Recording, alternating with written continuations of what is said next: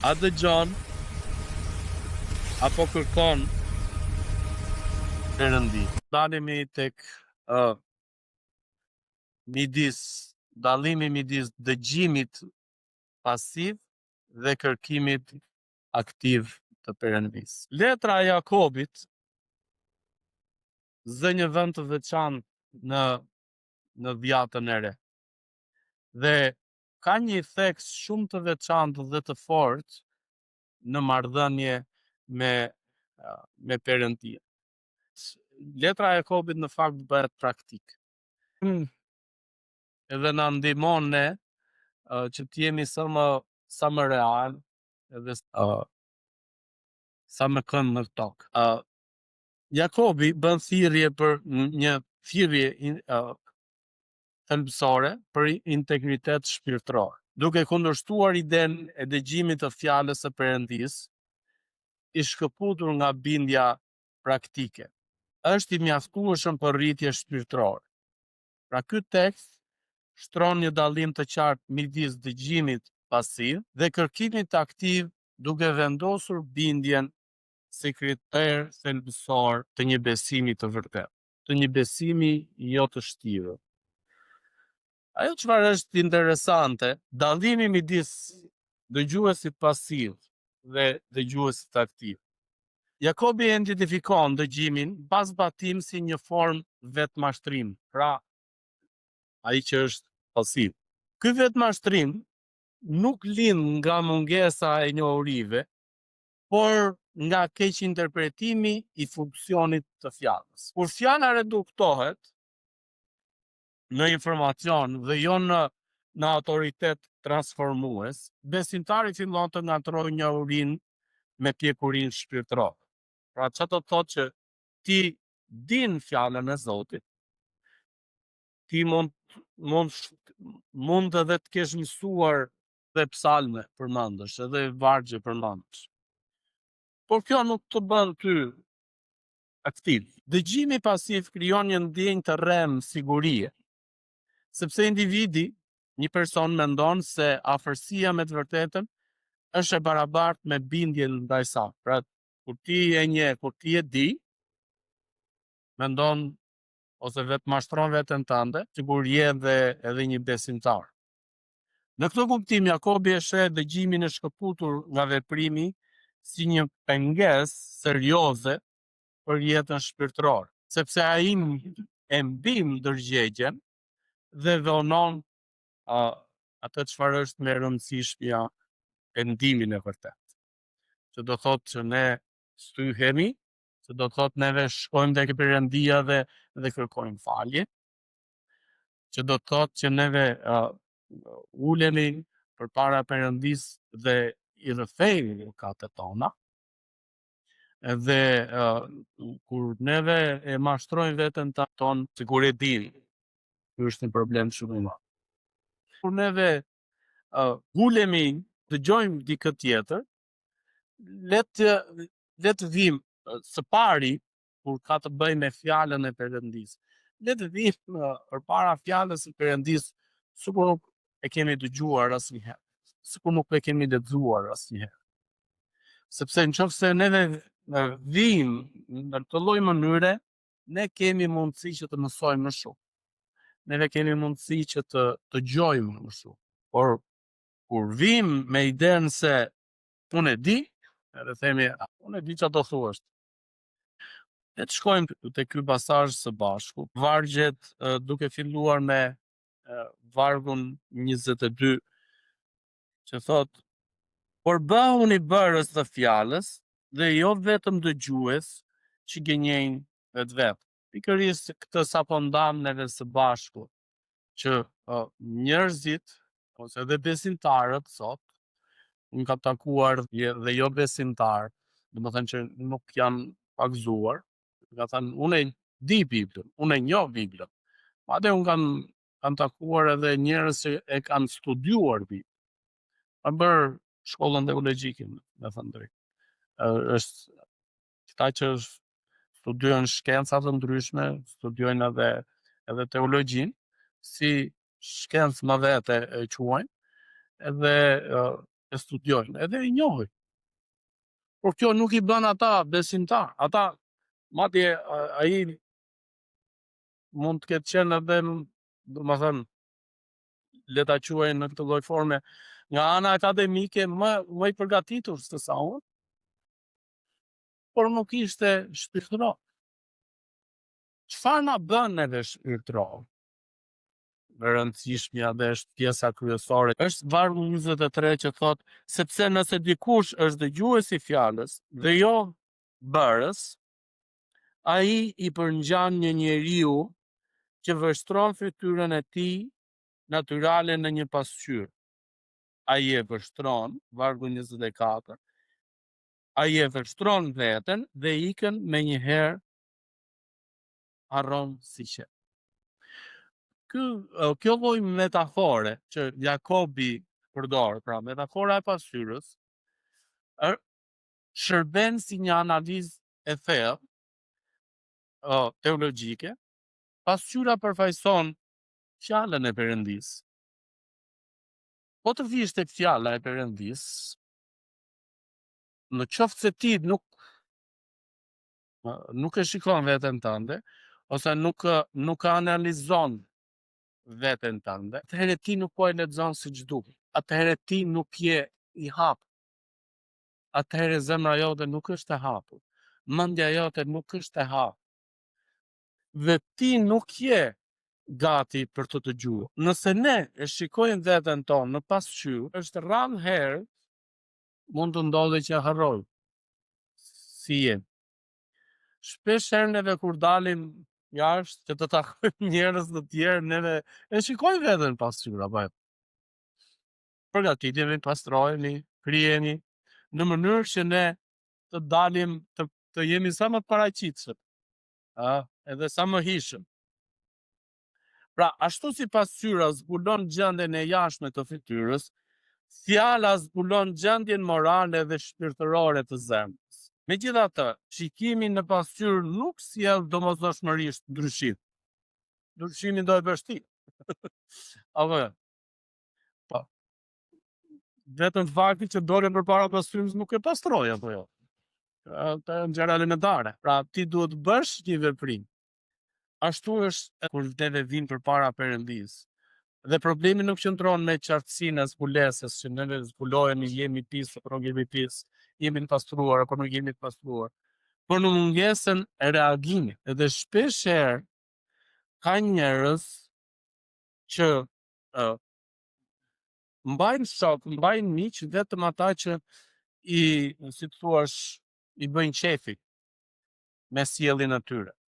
Në qoftë se dikush ka një gabim jetën e vet, mjafton që ti mos i thuash asnjë gjë për atë sjelljen që ai po bën, ose ajo po bën, edhe jemi në rregull. Unë nuk mendoj që kjo është një miqësi e sinqertë, sepse bazohet në interese. Unë kam interes me Altinin për X gjë, edhe bëj mirë që mos ta prish miqësinë me ta.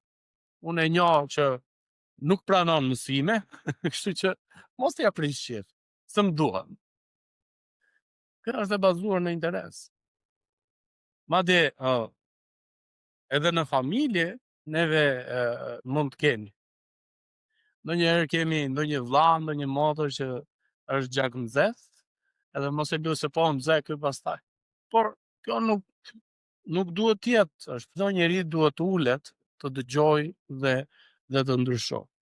Harresa e menjëhershme pas shikimit simbolizon refuzimin praktik të së vërtetës. Pra ne kur vime dhe shikojmë veten tonë, edhe ka njerëz sot që kërkuar nga kisha, ka shkëputur marrëdhëniet, takimet miqësore me çdo pjesëtar të kishës, sepse në qoftë se do takoj një pjesëtar të kishës, atëherë në mënyrë automatike do t'i kujtoj sjelljen e gabuar që po. Neve ndonjëherë zgjedhim edhe këtë lloj mënyre, këtë lloj forme marrëdhënie me njerëz. Në kontrast me dëgjuesin pasiv, Jakobi paraqet figurën e atij që shqyrton ligjin e përsosur, kemi tek vargu 25. të lirisë dhe ngulmon atë. Kërkimi aktiv nënkupton një angazhim të vetëdijshëm dhe të qëndrueshëm ndaj fjalës. Ky angazhim nuk ka si qëllim thjesht kuptimin intelektual, a mësojnë ta dimë, por kërkon një përgjigje shumë të rëndësishme dhe shumë të sinqertë.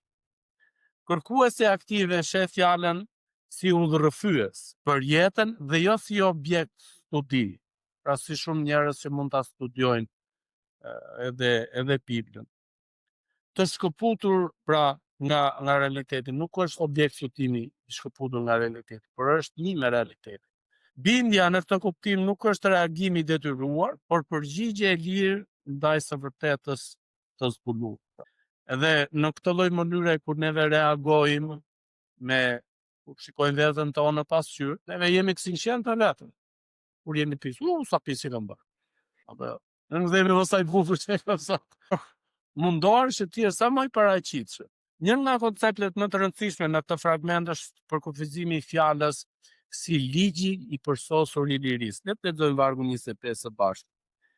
Ndërsa ai që do të përkulet për të parë në ligjin e përsosur të lirisë dhe ngulmon atë, duke mos qenë një dëgjues arraq, por një bërës i veprës, ai do të jetë i lumë në veprimtarinë e vet. Pra, ligji përsosur lirisë. Në pamje të parë, ligji dhe liria duken si koncepte kontradiktorë. Edhe shumë njerëz kur vinë përpara ligjit dhe thuan le mos të hym ligjeve qeveritare apo. Kur vinë përpara ligjit, përpara fjalës Perëndis, është e vërtetë, unë kam dëgjuar shprehjesisht nga shumë njerëz që do ta përkosin veten tonë nëse se neve do të pranojmë të jetojmë sipas Biblës. Megjithatë, Jakobi bashkon të dy koncepte sikur janë kundra me njëra tjetrën, duke treguar se liria e vërtet nuk konsiston në mungesën e kufijit, por në jetesën sipas vullnetit të Perëndisë. Bindja ndaj fjalës nuk e kufizon individin, por e çliron nga skllavëria e mëkatit. Sepse në fakt kur ne burgosja e vërtetë është që vjen nga Perëndia e vërteta, pra ne jemi të ndryshuar. Kur ne punojmë me jetën tonë, me veten tonë, për të ndryshuar me fjalën e Perëndisë, çfarë bën? Ne jemi tjetër njeri. Dhe e dini çfarë? Njerëzit që e kanë futur jetën e tyre në mëkate të ndryshme, në jetë të gabuar, në çdo lloj jete, me vjedhje, me vrasje, me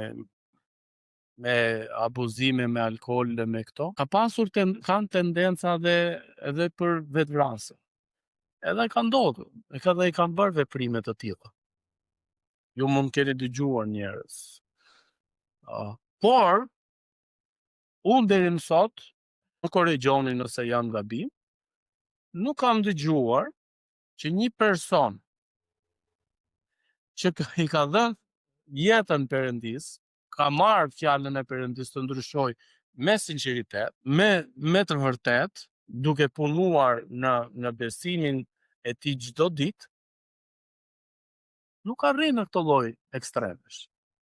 Sepse fjala e Perëndis jo vetëm që na mëson që ne vetë ndryshojmë, por na mëson që dhe të falim dashuri, që dhe të ndihmojmë njëri tjetrin.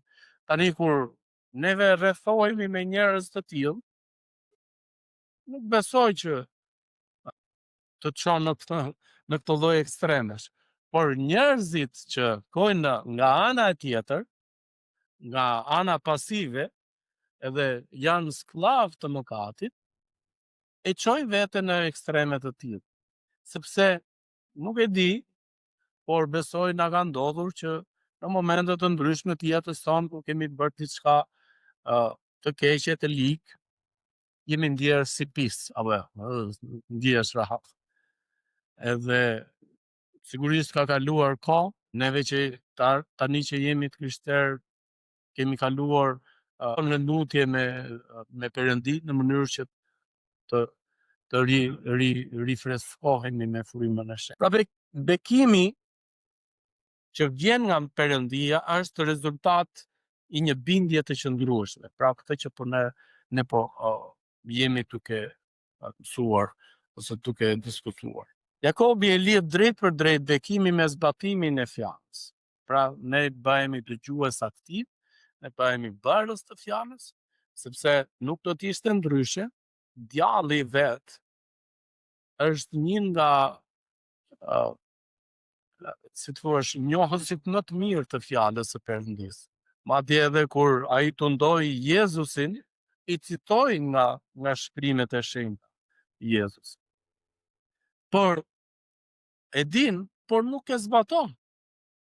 Edhe në fakt dridhet nga frika, nga fjala e Perëndisë, nga Perëndia, por nuk ka zgjedhur që mos ta bëj. E njëjta gjë edhe ne duhet të jemi bërës dhe të jemi zbatues të fjalës. Bekimi nuk paraqet si shpërblim që vjen si rasti, por si pasojë natyrshme e jetës së bindur. Ai nuk kufizohet në rrethana të favorshme, pra që të favorizojmë dikë ose diçka, por Perëndia është i drejtë për drejt edhe i paanxhëm. Tregohet, shfaqet në formimin e karakterit. Po ta shikosh edhe po ta analizosh, njerëzit që i ka dhënë jetën Perëndisë, kanë ndryshuar dhe në karakter. Që në 19 vargjet 99 dhe 100 unë o Perëndi thot ti më shumë se sa pleqtë e moqë, sepse thot, kjo është e rëndësishme pjesa tjetër, sepse unë njoh kreditet e tua, unë njoh ligjin tënd, unë njoh fjalën tënde. Kur themin edhe unë njoh fjalën tënde, unë njoh ligjin tënd, do të thënë që unë po e zbatoj. Edhe mos harrojmë veprën, punën e frymës së shenjtë që punon me ne, në momentin që ne jemi pagzuar dhe kemi dhënë jetën Zot. Edhe në këtë lloj mënyre ne jemi ndryshe. Është diçka jo e shtirë. Ne këtë gjë e dim shumë mirë, nuk kemi nevojë që ta shpjegojmë, sepse ne kuptojmë në marrëdhënien e përditshme me njëri tjetrin, në shtëpi, me fëmijët tanë, me bashkëshortët tanë, kur shikojmë që një pjesëtar i familjes tonë nuk ndihet rehat, mund na thot për momenti që po mirë është ndaj gjë e keqe. Ti e kupton me njëherë që nuk i pëlqej, pra po shtiret, po thjesht po mundohet të tregohet i sjellshëm. Pra ti e kupton. Por Perëndia, Psalmi 139 na thot ti e di o Zot fjalët e mia përpara se ato të dalin nga goja. Ti i di mendimet e mia, ti i njeh mendimet e mia. Ndaj dhe Jakobi këtu na paraqet një vizion të qartë dhe sfidues për jetën e besimtarit, duke refuzuar çdo ndarje midis dëgjimit dhe bindjes. Ky tekst na kujton se dëgjimi i fjalës është vetëm hapi i parë, ndërsa kërkimi aktiv dhe zbatimi i saj përbëjnë thelbin e besimit të gjatë. Besimi që nuk shndrohet në bindje mbetet i paplot, ndërsa bindja e qëndrueshme prodhon liri, bekim dhe transformim të vërtet. Në fund, Jakobi na fton të kalojmë nga pasyra te veprimi. E pam veten tonë në pasyrë, tani me vepër. Nga njohuria te jetë. Pra, nga momenti që ne njohëm, e bëm të njohur fjalën e Zotit të mësuar, dhe ta praktikoj. Dhe nga dëgjimi pasiv në bindje aktive. Unë uftoj që ta mbyll vetëm me 2 vargje nga Psalmi 139, që besoj lidhen edhe me mësimin tonë. Vargjet 23 dhe 24 tek Psalmi 139, paqja 607. Më heto Perëndi dhe njihje zemrën time. Më provo dhe njihi mendimet e mia. Dhe shiko nëse ka tek unë ndonjë rrugë të keqe dhe më udhëhiq në për rrugën e përjetshme. le mos jemi dëgjues pasiv, le mos mashtrojmë veten tonë edhe ta mpim ndërgjegjen tonë edhe të themi unë këtë fjalë e di, unë këtë mësim e kam marrë, e pe veten në pasqyrë, e di këtë fjalën e Perëndis, këtë pjesë, zbatoj. Nuk është puna të zbatojmë që të kënaqim X-in apo Y-in, por është puna që të kënaqim Perëndin, është gjithashtu e rëndësishme që ne të jemi në përjetësi me Zotin. Kjo është gjëja më e rëndësishme. Zoti na ka dhënë çdo mundësi, çdo privilegj të mundshëm, çdo ndihmë të mundshme që ne të kemi marrëdhënie me Zotin. Edhe mos harroni, le mos të harrojmë të gjithë në fakt. Ne sot në 2026 kemi më shumë akses tek fjala e Perëndis, kemi në mënyrë audio, kemi në mënyrë me libër, kemi elektronik, akses nga të gjitha krahat e mundshme, nga fjala e Perëndis, por ne mund të jemi njohës ose që e dim fjalën e Perëndis, por më duket se jemi goxha pasiv. Sipas bekimeve që Zoti na ka dhënë, edhe do të na gjykojë. Paqja dhe hiri i Perëndis qoftë gjithë secilin prej nesh. Zoti ju bekoft.